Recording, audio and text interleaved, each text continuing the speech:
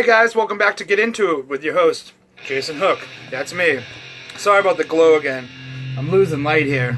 I gotta get a better lighting situation. I'll work that out in the future. But let's get into it.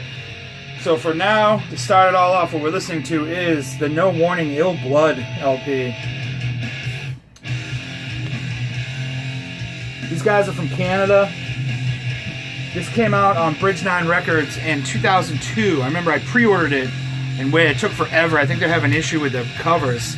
And whatever they use for the covers is, I don't know if you can tell, this thing's kind of a bigger hole than you need.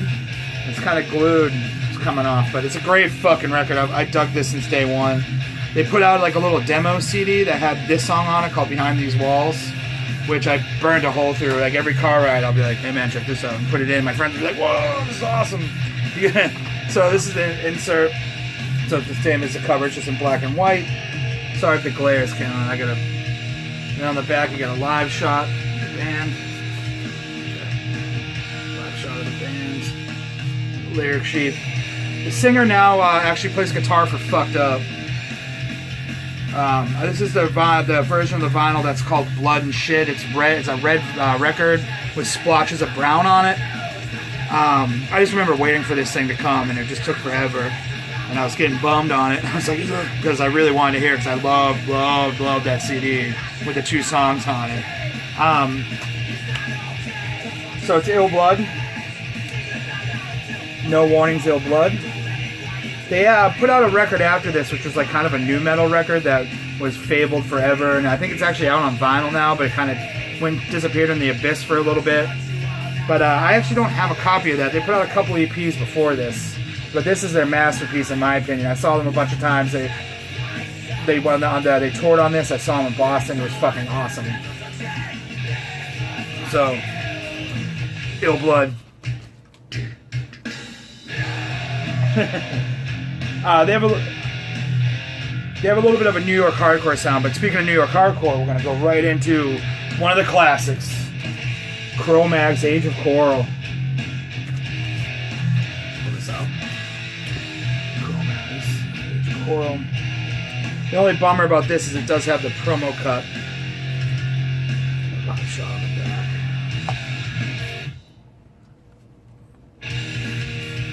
It's on Profile and Rock Hotel.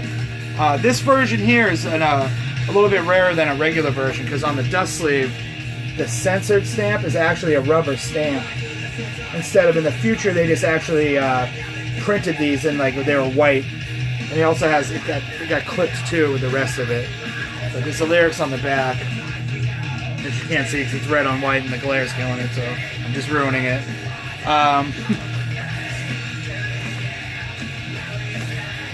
Black vinyl, profile labels. Just a great record, fucking angry. It kind of has a little bit of the crossover sound, but not all the way. Like my opinion, dabbled in the crossover. The song Malfunction makes me want to lose my mind and fucking break everything and jump out a window. If you guys know, John Joseph, the singer, wrote a book called The Evolution of a Cro-Magnon that came out a few years ago. If you go on YouTube, there's actually, it might be on YouTube, there's video of him, or audio of him reading it, which is cool. Harley, the bass player, also put out a book, which I have over there, which I have not read yet. I definitely have to read it. If you guys know, these 2 dudes are fighting with each other constantly. There's bad blood. They post shit talk to each other on Instagram and Facebook and Twitter, and they really don't like each other right now. But, you know, John's version of the Cro-Mags are touring, so if you get a chance to see him, I believe Boston show's in August, so I don't know if it's the end or the beginning of the tour. But I've seen them, you know, a bunch of times. They've been good, but the beef is real with these guys.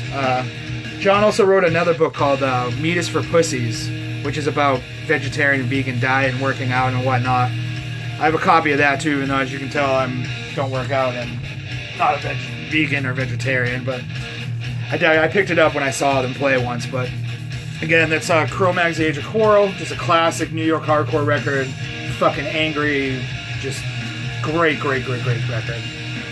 Then speaking of John Joseph, I saw his new band Bloodclot a couple weeks ago. They played here with Negative Approach, and This came out on Metal Blade, which I'm sure you metal guys know. What's up with that new anniversary logo? It looks like a high school art project. Clip art did it. I'm not a big fan of it. I'm not, you know, when I think Metal Blade, I'm not thinking that corny skull and crossbones. But it came in a sleeve with the Metal Blade logos all over it. The anniversary logos all over it. Black vinyl. I'm not even gonna pull out. You guys know what black vinyl looks like. Black vinyl. It's cool. It's a cool sleeve. It's got the plastic over the labels in it. And the insert. Let me show you the insert real quick. If you guys recognize the names of these dudes in this band, is you got Nick Alvaleri, Joey Castillo, and Todd Youth.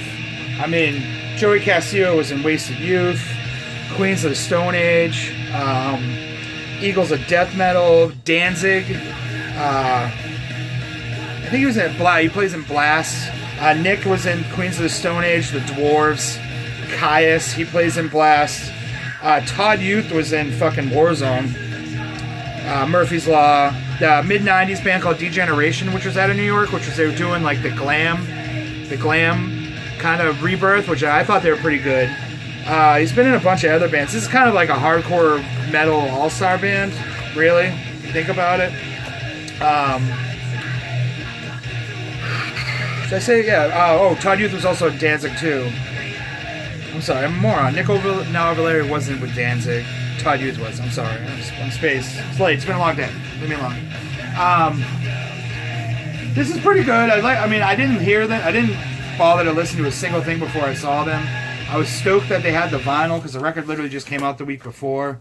It's a little more metal, I would say. John actually sings a lot and not his, trademark voice. He does do some songs, but it's more of like a yell. And then also kind of like a Bad Brains, which is, if you know, it's one of his biggest influences, one of his favorite bands. But Bad, doing a little bit of the HR voice reflection, but it's good. Bloodclot, Up in Arms. Again, what's up with that logo? It just looks corny, but Bloodclot. I dug it. Check it out. Rickard's only a couple weeks old. They're still on tour right now, so Google it.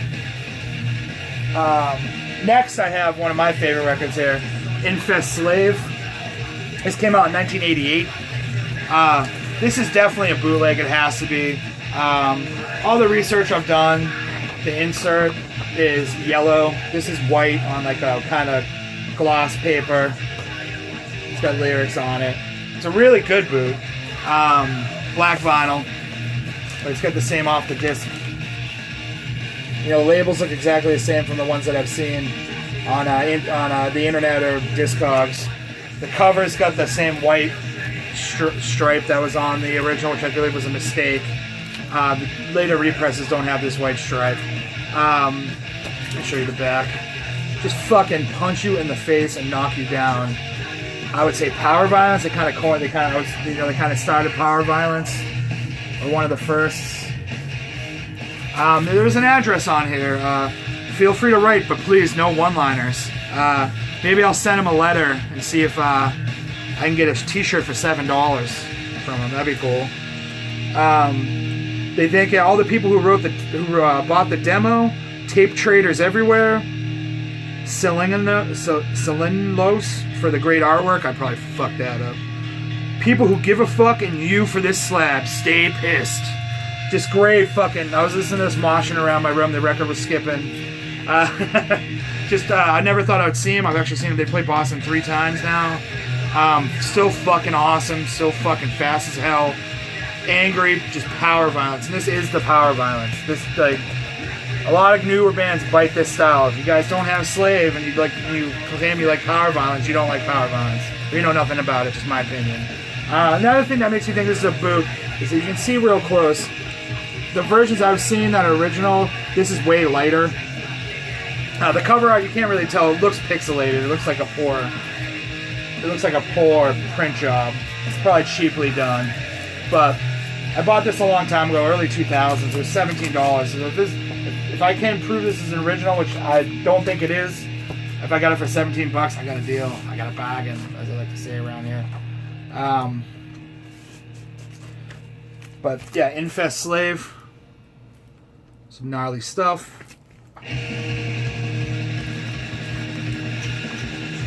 I really love this record, man. I haven't listened to it in a long time, and it's just, I'm getting right back into it. I remember when it came out, I fucking spun the thing, and I'm surprised it still plays.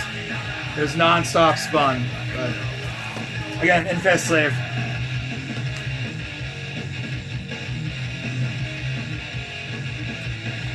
Now, if you guys watched my first video, I talked about this band, Dead Man's Shadow. And I mentioned I didn't have the LP. Well, I'm a fucking huge ding dong. I have the LP. I found it in my stack over there. This came out on Expulsion Records. I believe, what's the year? 1983. Black vinyl. I'm not gonna pull it out. But, this one's not set up. Got the Expulsion logo. It's not as fast and angry as the Bomb Scare 7-inch, which I talked about last time. It leans a little bit more into peace punk type, but it's still fucking a great record. A record that I feel just slides completely under the radar. Paint this on your jacket and be an obscure punk, but just paint the 4 Ps. Pride, pacifism, passion, and perseverance.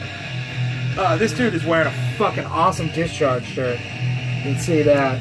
This band sounds nothing like Discharge. And on the back, you got another group shot. He's wearing his own band shirt here. That's cool. Just look at these dudes. And this guy right here is fucking awesome. The kind of trench coat. Is that a Crombie? Somebody will fix it. I could never pull this look off because I'm fat and it sucks. Because I think I could look like a pretty cool UK82 punk. But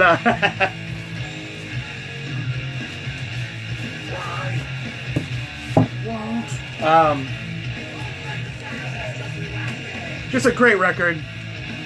Dead Man's Shadow, the 4 Ps. 1983, UK82 guys. Get into it, check it out. You can download. I'll post a link. I'll post a link for everything that we're listening to. But I can't believe I forgot I had it. I'm a fucking moron. I just need a couple more. I need the Neighbors EP and 2 splits, and I have their whole output. I'm pretty sure they haven't reformed. A lot of those UK82 bands kind of went back to the well and reformed. I don't think they have. If they have, I've missed it. If they tour America, I'll definitely go. It'll be me and like 4 of my friends who like constantly talk about this band. It always comes up in conversation. Bomb Scare always gets spun at a party. But Dead Man's Shadow, the 4 Ps. Next, we have a band from Buffalo, New York, from the early 2000s called SkateCore. And these guys only put out 2 EPs that were self-titled. They both have so a lot of people might think it's the same record. It's not.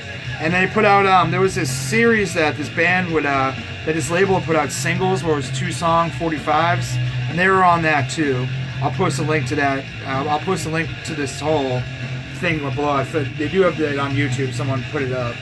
And then side 2 is unreleased in a demo. It was on Punks Before Profits, which is out of Michigan. But it's also Feral Kid, which is out of Buffalo, which I don't know if that's them personally. This is a really cool cover. It's just a white sleeve.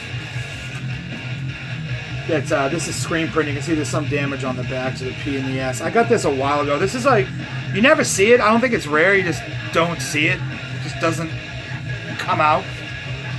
But black vinyl. Black vinyl again. I like the really kind of simplistic labels. There you go. There you go. This band's like a mix of, I would say, like Agent Orange or The Faction and JFA mixed with like Minor Threat and Black Flag and like the Circle Jerks. Like they do the surf sound, but it's super fast. Almost every single song is about skateboarding. I loved them. I never saw them. I don't even know if they really played that much out of Buffalo or the upstate New York area. I don't know if they did a full tour. A lot of the flyers in here, there's flyers on the back. Here's a lyric sheet. You can't really see it that well. But there's flyers on here. I mean, these guys, look at the show. Career Suicide, Cut the Shit, The Rights, and SkateCore. I mean, that's an early 2000s show right there. War Squad, Rungamucks, I Object. I think it's Cut the Shit. It says CTS. I Object, Bad Business, The Pests. These guys just, I mean, they played a lot of shows. No Time Left. These are all just, if you guys are into the early 2000s kind of crossover skate punk scene, like these, Vitamin X and Caustic Christ, No Time Left, like these are the bands you would play with. So, but they kind of went in obscurity. They came out, everything came out real fast, like the 2 7-inches, which I don't want to sound like a broken record here. They have the same name, but they have different covers. I think they're on different labels, too. And this is screen-printed skate Korpse. Just early 2000s punk, crossover, surf, skate. Really good, really underrated. Rode off into obscurity. So, and I'm going to flip the record, so I'll be right back.